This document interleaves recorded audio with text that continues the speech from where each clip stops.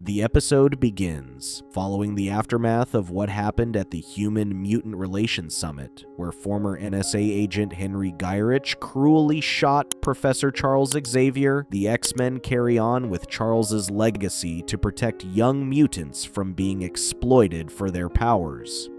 Mercenaries take Roberto D'Acosta to an abandoned factory after discovering he has powers. Although showing no resistance, his captors put him on an inhibitor collar to prevent him from fighting back. He tried to bribe them with money coming from a well-off family, but they turned him down when suddenly the atmosphere changed. Storm breaks in through the roof, demanding their surrender. But when they refuse and start shooting at her with sentinel blasters, Bishop storms in and shoots back at them.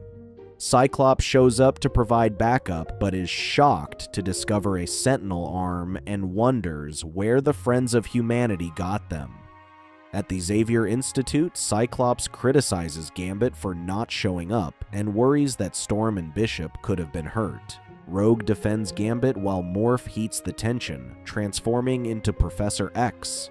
A pregnant Jean Grey walks in and breaks the fighting. She reminds everyone to stop bickering with each other and act as role models for the younger students. Cyclops and Jean Grey later meet with United Nations liaison Dr. Valerie Cooper to find out where the Friends of Humanity got their hands on Sentinel technology. Dr. Cooper explains that they have destroyed all the Sentinel technology they confiscated, but reveals that Bolivar Trask suddenly went missing. She claims they'd need a master mold factory to keep making Sentinels, which the X-Men destroyed years ago. After their call with Dr. Cooper, Jean Grey confronts him and suggests leaving the team with a new baby coming. Cyclops refuses, explaining how they need to be there, especially now without the professor. Jean explains that the team will be able to handle themselves even without them there to watch over them. Roberto later wakes up at the Xavier Institute in a lab after Beast checks him for injuries from the last fight. He insists on leaving, but Cyclops and Storm advise otherwise, claiming his life to be in danger. Jubilee decides to show him around and takes him inside the Danger Room, a holographic training room where the X-Men train to fight. When he doesn't sound impressed, Wolverine shows up and scares him into running away. Cyclops orders Wolverine to bring Roberto back, but he refuses, which Jean otherwise convinces. Rogue, Gambit, and Jubilee accompany him while Cyclops and the others visit the prison to talk with the man who killed Charles, Henry Gyrich. Wolverine and the others track Roberto to a rave party downtown. With Wolverine struggling with too many scents in the area, they split up to look for him. Rogue feels envious of couples dancing and kissing, which she cannot do, but Gambit reassures her that everything will be okay. Morph talks to Wolverine about his altercation with Cyclops for bossing them around.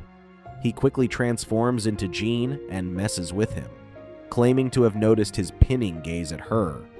Wolverine suspects she and Cyclops will eventually leave the team, especially now that the baby is coming. Wolverine signals the others of the Mercs' arrival and discreetly handles them while Jubilee tries to convince Roberto to return with them. Cyclops and Storm confront Henry to get him to reveal where Trask is hiding. Cyclops claims he can get his sentence shortened in exchange for his help, but Henry sternly objects to his proposal.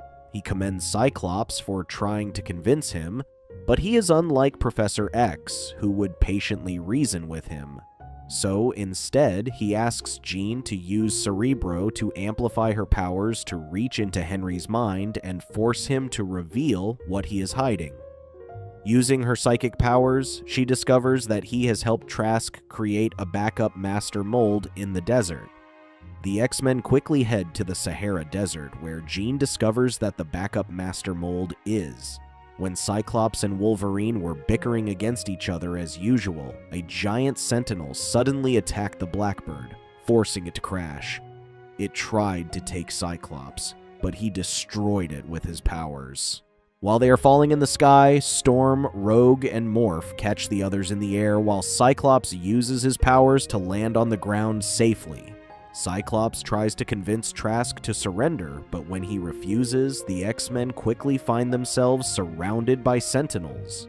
The X-Men quickly jump into action, with Rogue using her super strength to overpower the Sentinels while Wolverine does what he does best, cutting them all up. Beast jumps inside one of the Sentinels to control it, while Gambit and Bishop fire at them with their powers. As more Sentinels show up, Cyclops calls in for reinforcement, and Storm creates a tornado to blow their enemies away.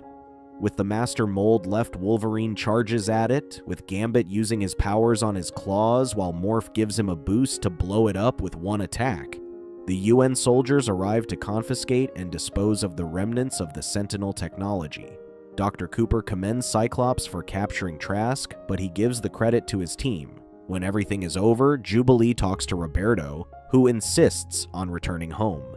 He later reveals his power to Jubilee and explains how his parents don't even know he is a mutant.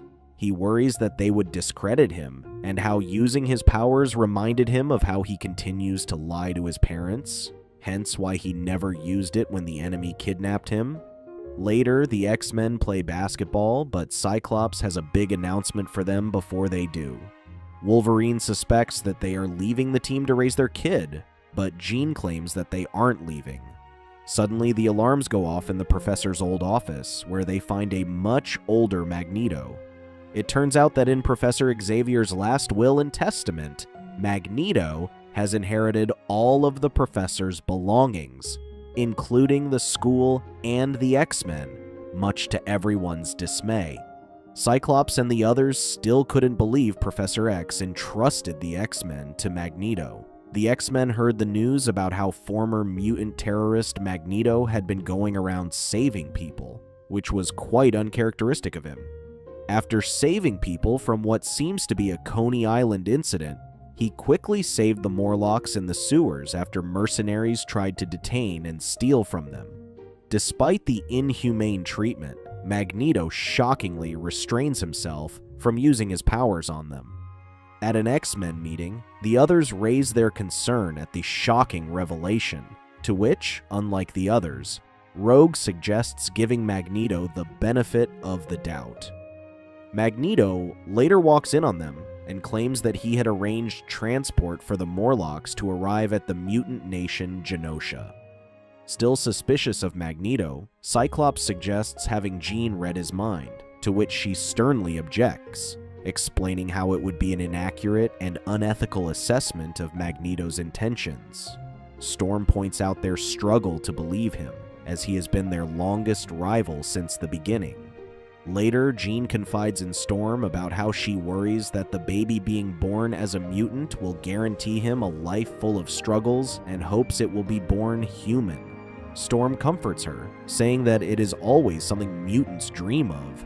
But instead of wallowing in despair, she focuses on the good things that it has brought her and became part of the X-Men because of it. Rogue sneaks into Magneto's office, trying to share her approval in joining them, but advises that instead of demanding their trust, he should find a way to earn it. Rogue explains how she understands what he is going through, claiming to come from a troubled past. After hearing of Magneto's shocking rescues, Dr. Cooper grows suspicious and assembles a team to arrest him. She leads UN soldiers to the Xavier Institute to apprehend Magneto. She explains how they have come prepared with anti-electromagnetic rifles resistant to Magneto's powers. He proves that he isn't threatened the least when he turns the steel helicopters they came in against them.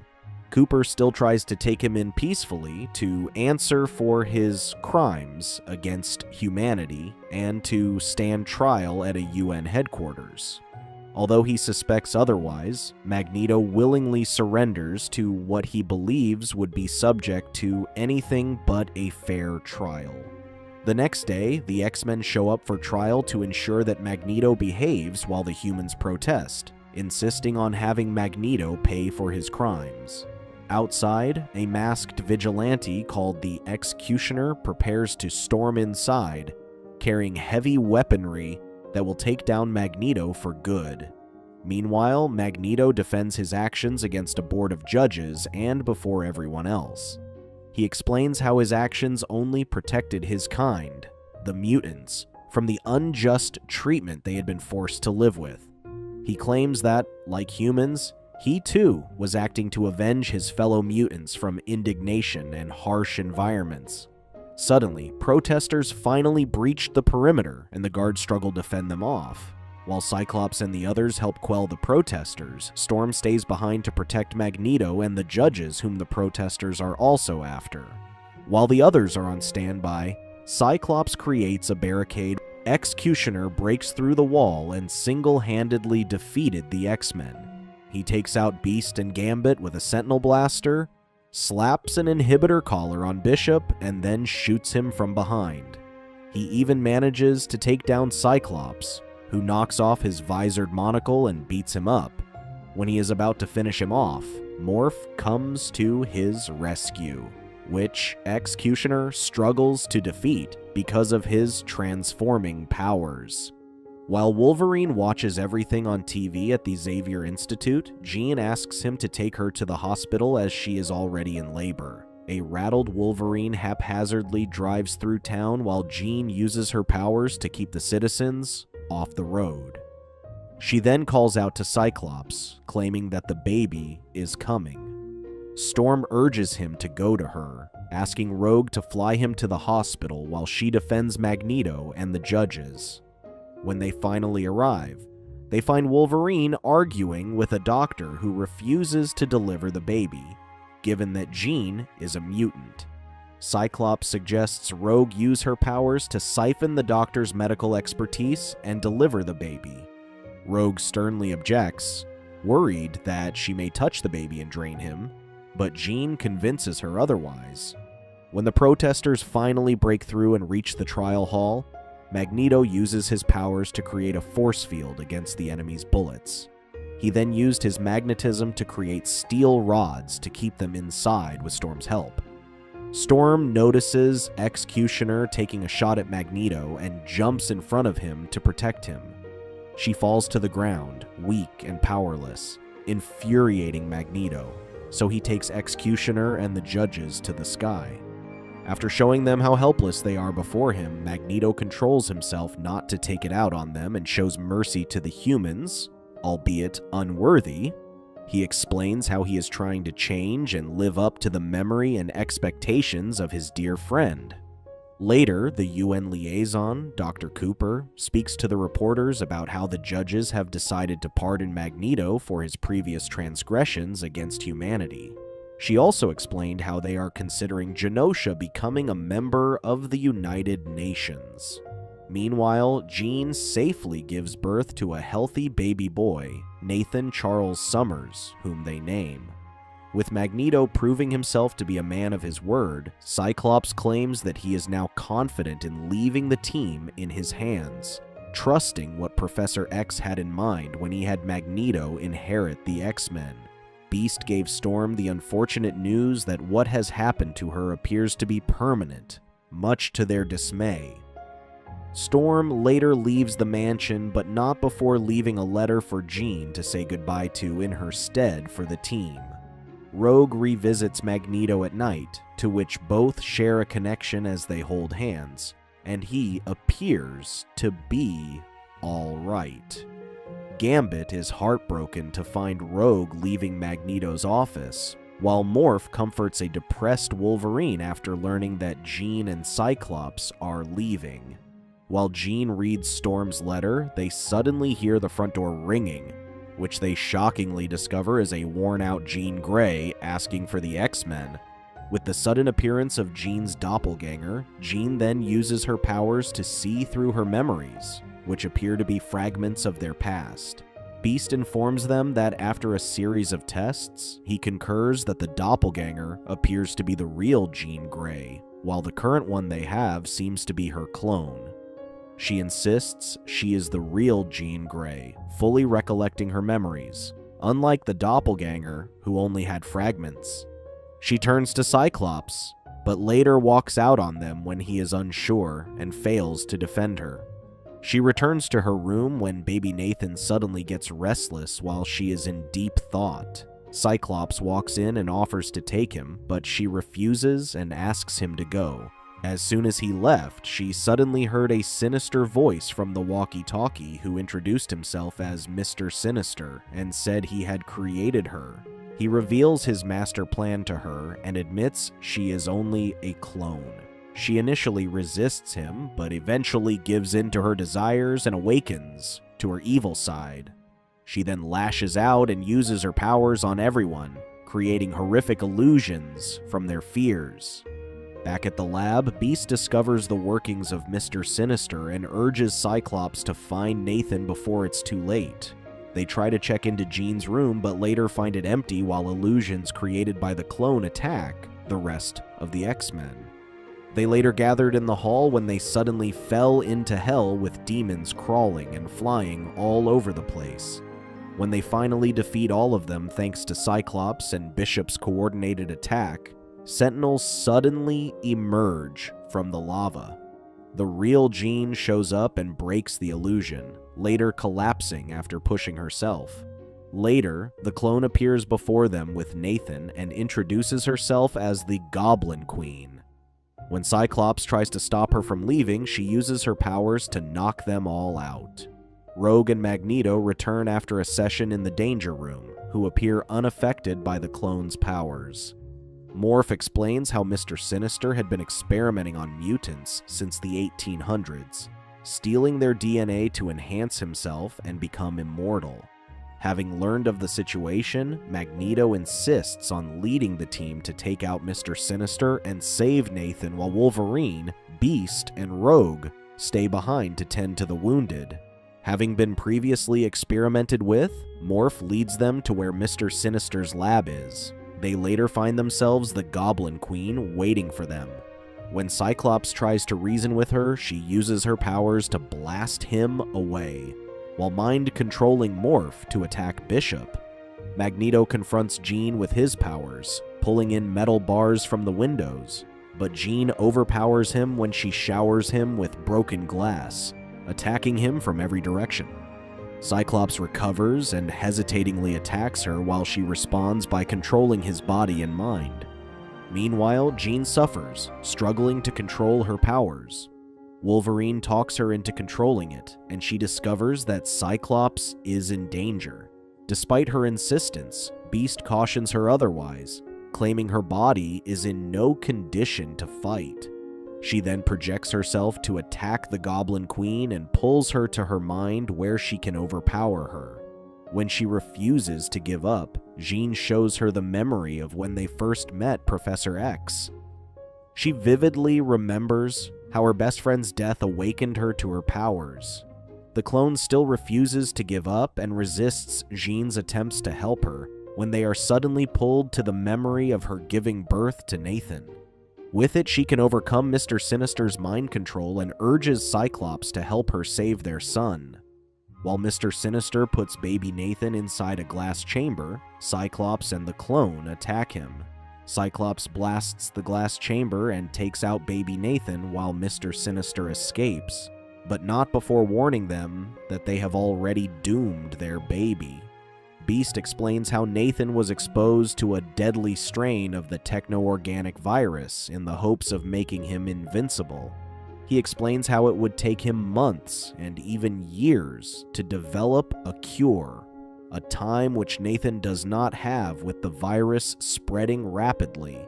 The clone suggests that a cure may be readily available in the future, in Bishop's time. Bishop explains that his bracelet only has enough power for him and Nathan to travel to the future.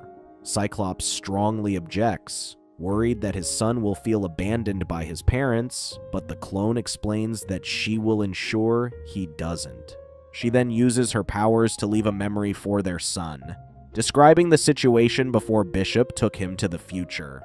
Later, the clone leaves the mansion, to which Jean tries to stop her. She explains how it is unfair for them to live as Jean Grey when they are unsure when Mr. Sinister swapped them. With that said, she claims she wanted to start a new life as Madeline Pryor. Jean later confronts Cyclops to resolve the issues between them. Storm is drinking at a bar in Texas when a man named Forge approaches her. He claims to be an old friend of Professor X, and extends his help to get her powers back, much to her relief. Gambit tries to woo Rogue at breakfast, but his efforts are in vain when Magneto grows suspiciously close to her. Magneto orders the X-Men to show up in the Danger Room to keep training for when Mr. Sinister resurfaces. Beast requests that they exclude Jubilee so she can enjoy her birthday, much to the others agreeing. Jubilee walks in and suggests they spend her birthday at the arcade. She later returns to her room and complains to Roberto, implying that Magneto refused her request. While talking about video games, she suddenly notices a Nintendo in her room, which she claims isn't hers. Suddenly, the video game starts up, and mechanical arms show up to attack them. Roberto and Jubilee later wake up in her room without remembering what happened.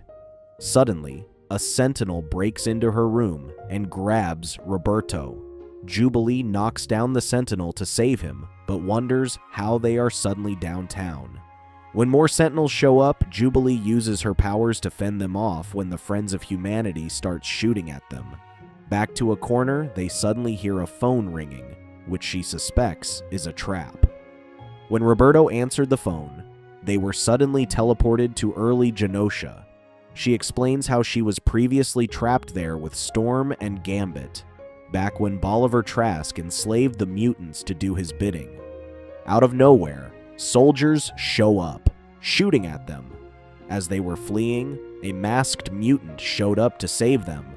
When she tries talking to him, an invisible barrier stops her, and Jubilee realizes they are inside a video game. Coming to the realization, the evil mastermind reveals himself to them and introduces himself as Mojo, an interdimensional alien TV producer who feeds off on ratings. He explains how he puts the X-Men through overly complicated traps to entertain his indentured audiences. When his show gets to an unprecedented low rating, Mojo decides to focus on video games and pulls Jubilee to be the star of his show, where every level is based on her memories. When Roberto suggests refusing to play the game, Mojo explains that dying in it is like dying in real life. Mojo then convinces Jubilee to play along, having to replay the golden hits of her memories and forever be young in this world. That said, they are quickly thrust into different levels of the game, starting with fighting the Sentinels in downtown New York. They then later fight off mutants in Savage Land from the time when the X-Men fought with Sauron and the Brotherhood of Evil Mutants. Sauron catches Jubilee off guard and takes her life points away when suddenly a glitch reappears to save her. Mojo gets furious and demands Spiral to fix the glitch. The duo is thrust into the final stage where they face off against Magneto in his old base. When Roberto tries to convince her to find a way out, he gets zapped, losing all his life points. Suddenly, she faces Magneto alone, which she skillfully defeats. When Roberto is about to disappear, Jubilee finds an extra life in the rubble she uses on him. Suddenly, an arm breaks through the screen and grabs them. Jubilee and Roberto suddenly find themselves before the masked mutant who saved them in game version Genosha. When Roberto suspects him to be in league with Mojo, he removes his helmet to reveal an older version of Jubilee. She explained how having Jubilee go through endless trial loops was risky, so Mojo created digital replicas of her to beta test the game. Before Mojo killed off the beta, Digital Jubilee discovered a glitch she used to escape deletion. Suddenly, Mojo catches up to them and initiates a boss fight with the two Jubilees. The two Jubilees then hold hands and combine their powers to defeat Mojo once and for all. When Mojo is defeated, Spiral walks up from behind with a smirk, suggesting she had a hand in his defeat. Jubilee and Roberto return to the real world, and she kisses him. Meanwhile, Storm follows Forge back to his home, hopeful that he can restore her powers. Forge explains how he can get parts of the brain that are normally dormant in humans. By drawing up a connection and seeing how these parts fit, he can fix them much like you would complete a Rubik's Cube. When Storm gets curious, Forge explains how he used to be a soldier until he lost his limbs. Hoping to cheer her up, Forge takes Storm horseback riding. She is briefly lifted after seeing a magnificent view, but quickly returns to being gloomy after recognizing the same owl whom she claims is stuck, like her. They later return to his home, and he claims to have had a breakthrough in the machine he is making. He explains how making an inverted version of the radiation that took her powers was not the answer, but instead, creating a machine that could safely channel such power would. After putting her in the machine, Storm tries to call out her powers but fails, and she breaks down in tears. Storm was furious when she discovered that Forge used to work for the Defense Department on neutralizing dangerous mutants. Although he didn't create the inhibitor collars the government uses, it was still based on his earlier designs. He explains how she is perfect even without her powers, but she claims he only thinks of her as the perfect redemption. As she rides away, she is suddenly pulled back into Forge's house, which they discover is the work of a demon. Forge tries to fight it off, but is sent flying away, and it captures Storm. The demon introduces itself as the adversary who feeds on misery. With the world turning over to a new age, hopefully accepting mutants into society, reporter Trish Tilby visits the X-Men in the Xavier Institute to interview the people who had been the foundation of this good reputation. Beast, Jubilee, and even Cyclops were interviewed, who later had a breakdown before walking out. Jean sneaks out, unable to handle an interview while trying to figure out her past. Wolverine finds her at the lake sorting through her memories, to which she inadvertently kisses him, being drawn by her past feelings. She explains to Wolverine how she chose to stay behind despite wanting to explore the cosmos after realizing her feelings for Cyclops. She is later furious to discover that Madeline and Cyclops have been secretly talking telepathically for a month. He explains how he is still grieving and that only Madeline could understand. She accuses him of still being in love with her clone and tells him to chase her to Genosha rather than stay behind to work on their relationship. Suddenly, Jean falls to her knees after seeing a vision from Madeline. Meanwhile, Gambit accompanies Magneto and Rogue, who accepts an invitation to a gala in Genosha. Gambit was surprised to find a much different Genosha from what he could remember when they were last trapped there. They were thrilled to find Madeline Pryor, who made it into Genosha's interim council. She explained how the council wanted an X-Men in their ranks. Madeline then asks if Magneto could meet with the council before the gala, leaving Gambit and Rogue to get reacquainted with Genosha resident Nightcrawler. Nightcrawler confronts Gambit, who notices the pinning gazes he has been giving Rogue, and advises him to confess his feelings for her. He worries that it might not be what Rogue is looking for, but Nightcrawler explains that love is best measured in their actions. The council meets with Magneto and suggests making them their leader, who credits everything they have to him and Charles's efforts. With Professor X gone, they believe that only he can fill the role, to which he recalls the time he and Charles talked about one day having the world accept them into society. He eventually agrees under the condition that X-Men's Rogue accompany him in leading Genosha. He later breaks the news to her, but she initially refuses. It was only when Magneto explained how she would make for a fine leader having to feel other people's pain. Before the gala, Rogue explains to Gambit that she intends to take up Magneto's offer, believing this could be the best for everyone. She then reveals her troubled past when she first met Magneto and how they soon became a couple. She claims that Magneto's powers shield him from hers, letting her touch him without draining him. One day she finally realized that they weren't meant to be, as they both have painful pasts that they can't run away from.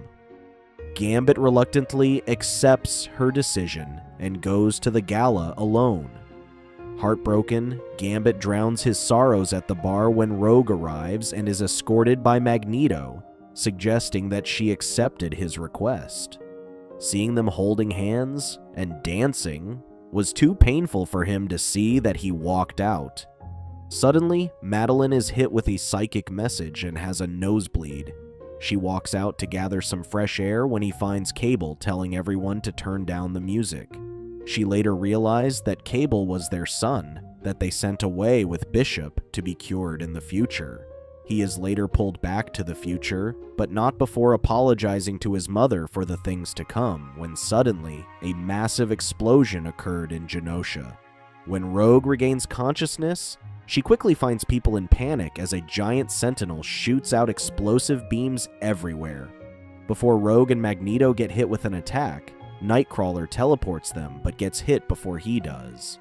Gambit explains how too many mutants have already died while the Morlocks are still stuck in the center of it all. As it lays waste to many of his kind, Magneto rises and distracts the giant sentinel towards him while Gambit and Rogue rush to the Morlocks, who still need help. Rogue and Gambit are able to clear a path toward them using their powers, while Magneto furiously avenges the deaths of so many mutants. As they escort the Morlocks to safety, Magneto comes crashing down, unable to hold the giant sentinel by itself. Detecting high-level energy, the giant sentinel attacks Magneto while he tries to defend himself with an electromagnetic barrier. Unable to keep it for long, Rogue tries to save him, but Magneto forcibly stops her from throwing her life away. Eventually, the giant sentinel overpowers and defeats him. Mourning their deaths, Rogue charges at the giant sentinel, but Gambit knocks her down, to which he instead charges at it alone. The giant sentinel stabs Gambit, but being so close allows him to blow it up with his powers, making the ultimate sacrifice to stop the wild sentinel. In the aftermath, Rogue mourns a lifeless Gambit who suffered fatal wounds in that last attack. Following the attack of a demon on Storm, it refuses to finish her off until she is met with the ultimate misery. Storm tries to nurse Forge back to health, but its wounds are deeper than it seems. Adversary lingers around, convincing Storm to leave Forge behind.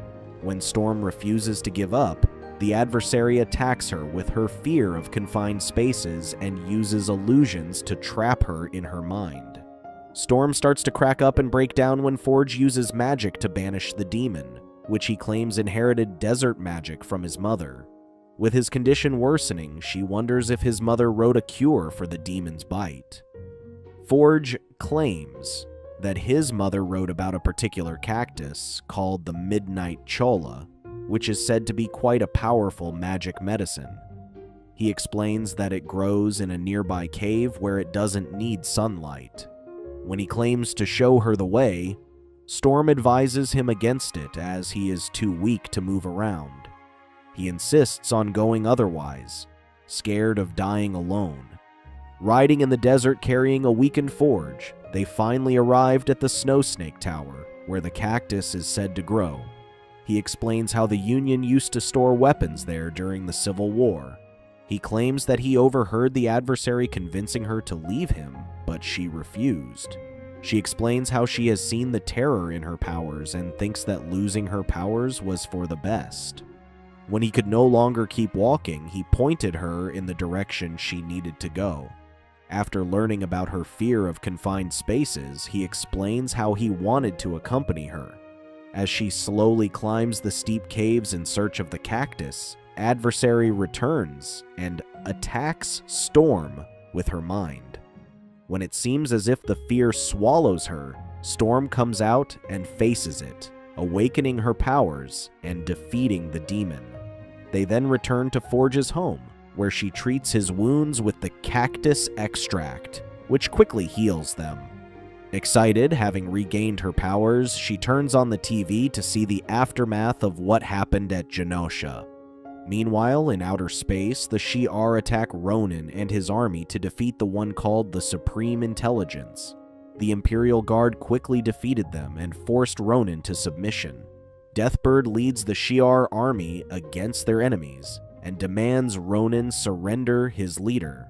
Suddenly, they are interrupted by an announcement from her sister, Lilandra, the Empress of the Shi'ar Empire. She quickly tells them she will be wed to Charles Xavier after going to great lengths to heal him from certain death. She greatly praises his accomplishments in helping defeat his brother, the previous Shi'ar Emperor Deken, and the insatiable Phoenix. When Lilandra presents Charles to everyone, her chancellor tries to speak his mind, troubled by her decision when Deathbird shows up and objects to their union. She explains that binding their all-powerful Shi'ar to an alliance with Earth would be the biggest mistake. She then pleads with the council and invokes the Rite of Madasha, a tradition for non-Shi'ar to pass a test of loyalty to wed a royal member of the Empire. Charles accepts, which she claims is a challenge of her own choosing.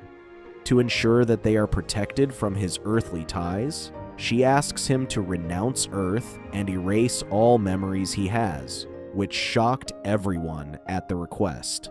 Lilandra explains that a psychic of his caliber will not be a small feat to erase, to which Deathbird suggests that the Empress herself do it. Later, Charles contemplates before a statue of their gods Shera and Kithri when Gladiator walks in on him. He explains how they were once enemies but were forced to marry to bring harmony to the universe. Although their kind admonishes art, this is the core of their principles, and is thus bound to their culture for intergalactic peace and harmony. Charles questions their belief in unity if the other half must be erased for the sake of the whole. Gladiator refuses to respond to him, claiming that idealism is a form of insanity. Lilandra walks in on them and wonders if he has truly made a decision. She worries that they would never allow them to be together should he refuse unless she forfeits the throne. They suspect this is Deathbird's plan, which could be disastrous for the entire galaxy. Feeling grateful for the life she has given him, Charles decides to accept the challenge. Prepared for the Midasha, Charles kneels before the council to go over his decision. When he struggles to renounce his X-Men, Deathbird arrives and criticizes him for failing to see it through. Lilandra explains that what they are asking is no small thing. When Deathbird brazenly challenges her sister, Lilandra accuses her of sedition and demands Gladiator take them out. With the Shi'ar fighting against each other and the council walking away, Charles decides to use his powers to pull them into the astral plane for a talk. He points out that the Shi'ar draws its might from destroying other worlds that may stand up to them in the future. They attack them while the enemy is young and force them to submit. While trying to convince the council, he suddenly sees a vision of Gambit's death. Fearing the worst, he demands to return to Earth, even if he has to abandon his love for Lilandra. Somewhere, Bolivar Trask is fleeing from Mr. Sinister, who appears responsible for the attack on Genosha. It is a sad day as the X-Men mourn the loss of a fallen comrade, Gambit, whom they finally lay to rest. Jubilee wonders why Rogue never showed up for the funeral when Gambit risked his life to save everyone, including hers. Wolverine comforts her, while Nightcrawler explains that everyone has their own way of grieving and that Rogue is battling her own demons. Rogue single-handedly attacks an undercover U.S. military base in search of Bolivar Trask and Henry Gyrich, who she suspects were responsible for the Rogue Sentinel in Genosha. U.S. Commander Ross is confident that Rogue would be unable to break through their defenses, which were built to withstand even the Hulk, but she has proven otherwise. Following the lead she got, she makes her way to an abandoned underground facility where Captain America tries to convince her to stand down. He explains how he was sent to track down Bolivar Trask. He shares that Gyrich was recently transferred out of U.S. custody by a covert division of the UN to a facility in Mexico. Worried that Captain America would get in her way, Rogue steals his shield and throws it far away. She then flies to Mexico to find Gyrich living comfortably in a classified top-secret resort. Rogue confronts Gyrich and forcibly uses her powers to get the information from his head, but instead, she blacks out. Meanwhile, Cyclops is contacting his political connections for relief and recovery efforts in the aftermath of the mutant massacre in Genosha. The X-Men are forced to go at it alone with the other nations, worried about an incoming war with the mutants. Jean and Cyclops continue searching for survivors while the others tend to the wounded and help with the relief support. While John feels all of the death echoes and the pain, Cyclops is worried for Madeline. Suddenly, Jean gets a psychic reading, which appears to be that of a telepath. They find that Emma Frost has awakened to diamond transmutation powers when they dig them up. Out of nowhere, the X-Men receive a call from Trask, who reveals that Mr. Sinister orchestrated the attack after he manipulated him. When the X-Men refuse to believe him, Trask asks them to visit the UN Peace Legion in Madripoor. The X-Men run into an unconscious rogue whom Nightcrawler found. Together, they go to where Trask asks them to meet and are shocked to discover technology that is light years ahead of theirs. He confesses to inadvertently helping Mr. Sinister to create the wild sentinel that attacked Genosha. He claims to be manipulated by him and refuses to be an accomplice to so much evil that he decides to take his own life. When he tries to jump to his death, Rogue stops him, but when he has nothing else to give, she drops him. While trying to explain her actions, Trask gets back up and transforms into a new kind of sentinel, who then blows up Rogue, much to everyone's shock. Nightcrawler teleports Rogue to safety while Jean and Cyclops handle the collapsing building. Morph transforms into Quicksilver, but his lightning-fast jabs are ineffective against it. It quickly took out Morph, Wolverine, and Beast in one hit. Jean tries to fight him with her powers, but it quickly overwhelms her. Cyclops attacked him at full power, but it withstood his optic blast, to which he was then pinned to the ground. When everything seems lost, Cable comes to the rescue with an electromagnetic cluster grenade, which takes down Trask. Jean discovers that Cable is Nathan Summers, their son, to which he admits. He reveals that Mr. Sinister is working for someone worse, and urges them to defeat him before everything is lost. Mr. Sinister complains to Bastion about revealing his plans to the X-Men, but he reassures him that everything is going according to plan. He explains that the earlier fight provided him with invaluable data that would allow him to finish his masterpiece. It turns out that they've uncovered a damaged alien satellite, and they discover that Charles Xavier is very much alive and consorting with the Shi'ar Empire. Later, it was revealed that Bastion had captured Magneto, who demanded that he submit to him. The X-Men return to the Xavier Institute, where Cyclops worries that Cable has been avoiding him. Jean explains how Cable told Beast that he was separated from Bishop in the time stream and landed alone in the future. Later, Cable reveals their enemy, a supervillain named Bastion. In his original timeline, he explains how Bastion used the fallout in Genosha to receive backing for the Sentinel program. He also adds that the Prime Sentinels he has been working on are created using the same techno-organic virus that Mr. Sinister subjected him to as a baby. Beast fears that these Prime Sentinels have become living weapons capable of giving birth to a new apex species designed to replace mutants. When they thought it would be like your typical dystopian world, Cable corrects them and claims that his world is a utopia. Bastion saved humanity by upgrading them while the surviving mutants were forced to work, ushering in a bright and peaceful future for the humans. Wolverine was furious that Cable didn't stop Genosha, but he explained that every time he tried, he was temporarily pulled away before it happened. Beast suspects that these must be absolute points, which are events that occur across all timelines.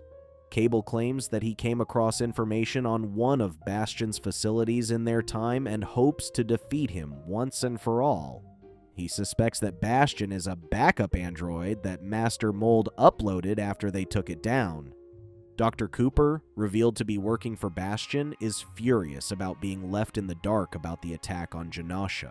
It was later revealed that Bastion had been conspiring with other supervillains like Dr. Doom and Helmut Zemo.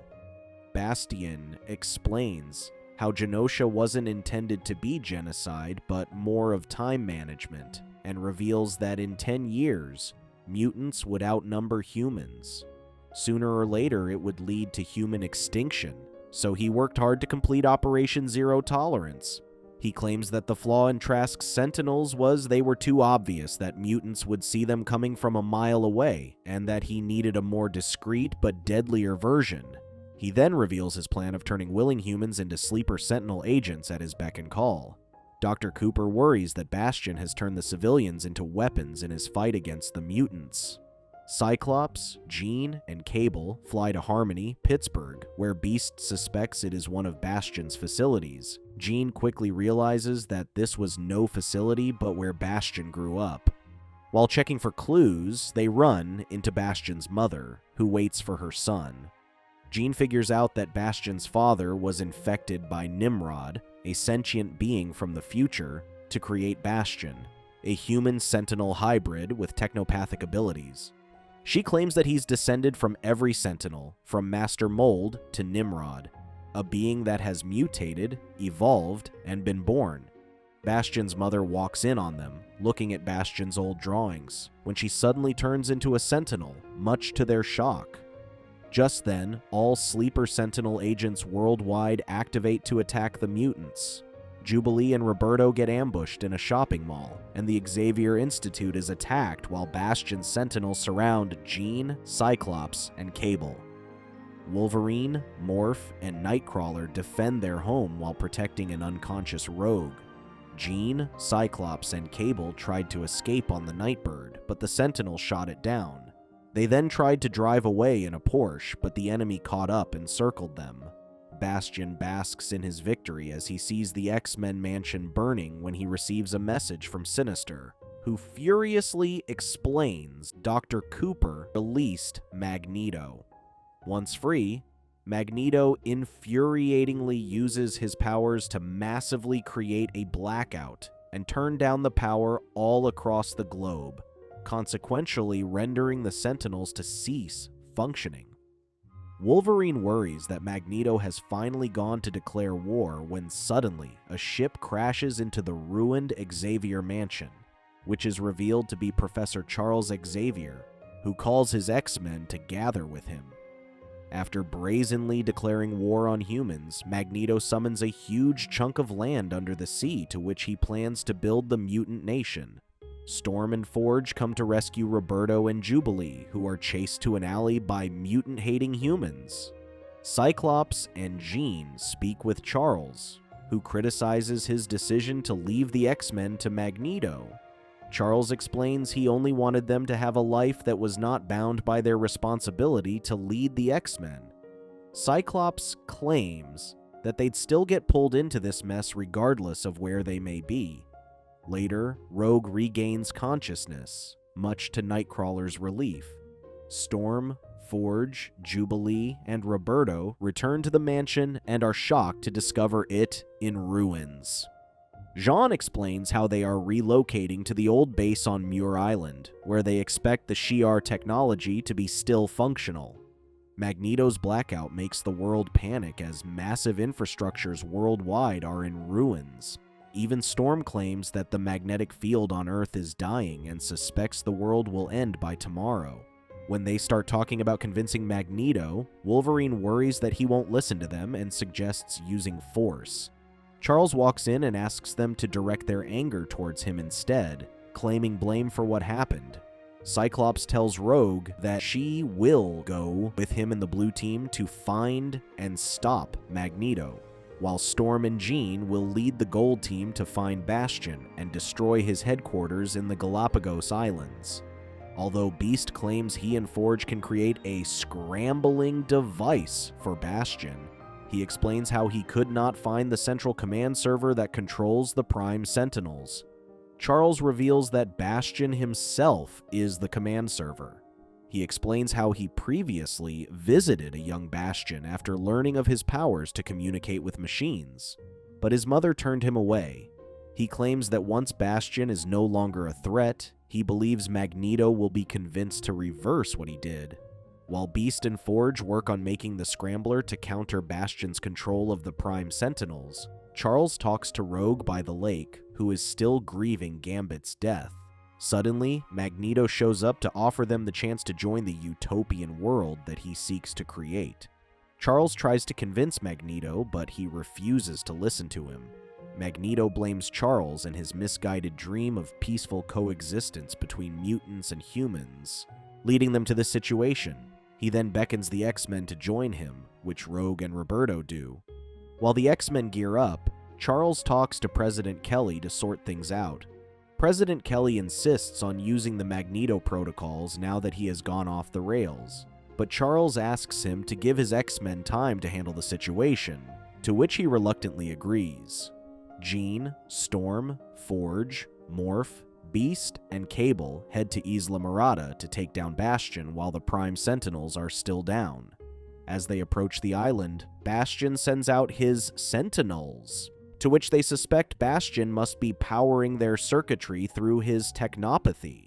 When they struggle to get them off their tail, Storm suggests she and Forge draw the enemy while the others carry on to find Bastion and take him down, to which Jean reluctantly agrees. Storm then continues to summon a massive tornado to throw their enemies off while Jean and the others sneak off the ship to continue on the ground. When they thought they had lost the enemy, Sentinels showed up and they quickly fended them off. Suddenly, Jean gets attacked by Mr. Sinister, but she overwhelms him with her powers.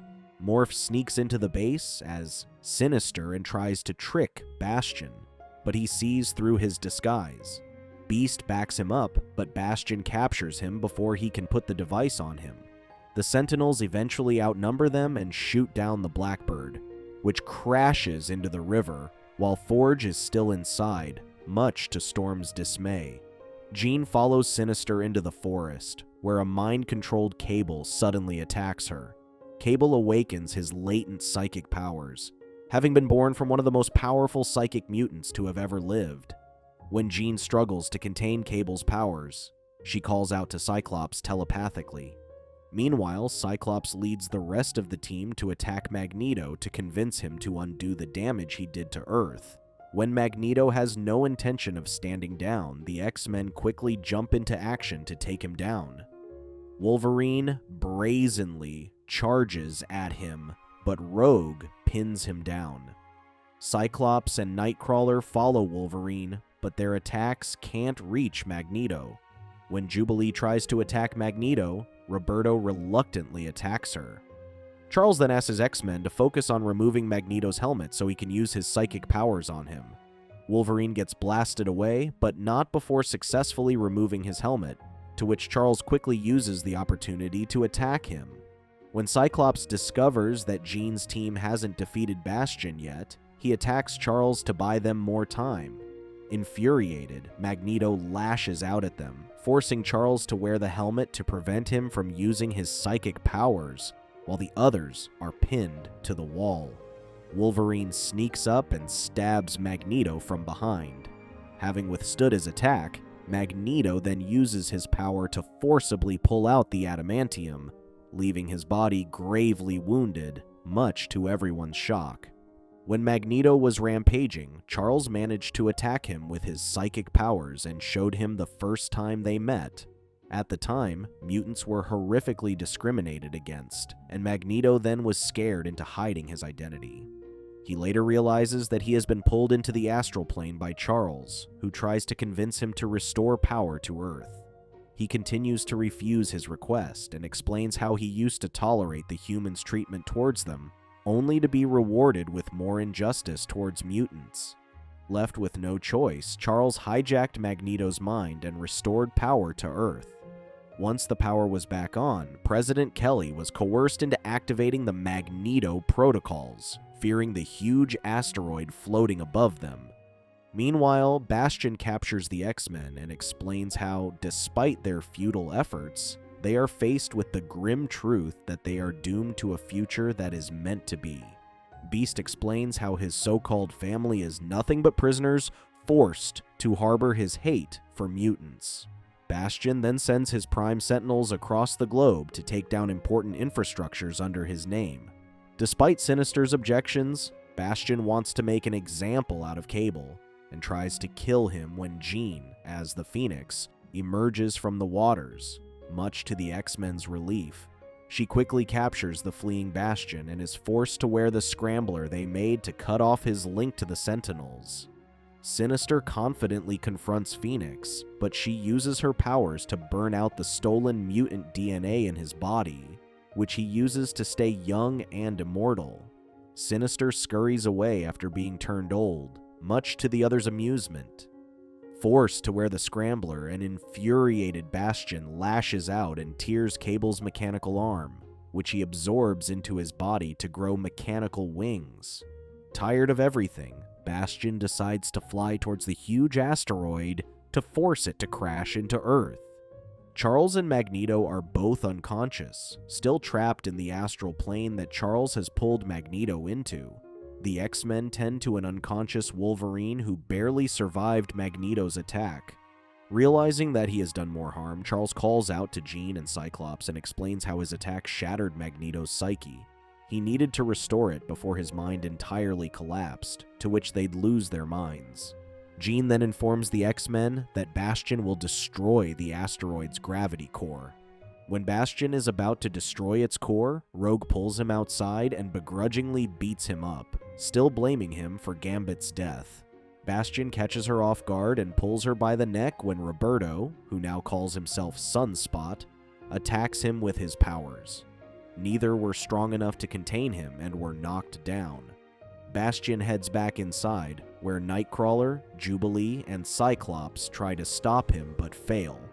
Despite taking the full brunt of Jubilee's attack, Bastion still stands back up with his deformed face. Bastion claims he can always rely on what he calls a family when a huge Sentinel shows up, but is shocked when the X-Men are inside it and Beast is controlling it. As the X-Men make their final stand, Cyclops asks the team to stand down and explains that they must stop fighting the future, which is Bastion. He then tries to convince the error in his belief and claims that even Charles tried to save him when he was young, despite his mother's refusal. While trying to convince Bastion, missiles were headed inbound and hit the huge asteroid they were on. Cyclops worries that President Kelly must have activated the Magneto protocols, which took the asteroid off its orbit. Jubilee falls into space through the cracks, but Roberto catches her and returns to Earth. With no way to stop it from crashing, Cyclops urges the rest of the X-Men to escape while he tries to blow up the entire thing. Suddenly, Beast reckons that if they work together, they might be able to stop it. With that said, Jean uses astral projection and reaches out to Cable, to which she and Cyclops say their final goodbyes. Beast tries to salvage the asteroid's controls, but there has been too much damage for him to keep it afloat. Rogue uses her super strength to stop the asteroid from falling, which Jean and Storm also help with their powers. Eventually, Charles got through to Magneto, and he woke up to pull the asteroid back to outer space when it suddenly disappeared with the rest of the X-Men, much to everyone's surprise. 6 months have passed, and there is still no news from the X-Men who disappeared from that fateful day. Grief-stricken, Forge continues his search for the X-Men, but slowly loses hope of finding them. Suddenly, Bishop walks in on him and explains how they must save the X-Men who were pulled into the time stream.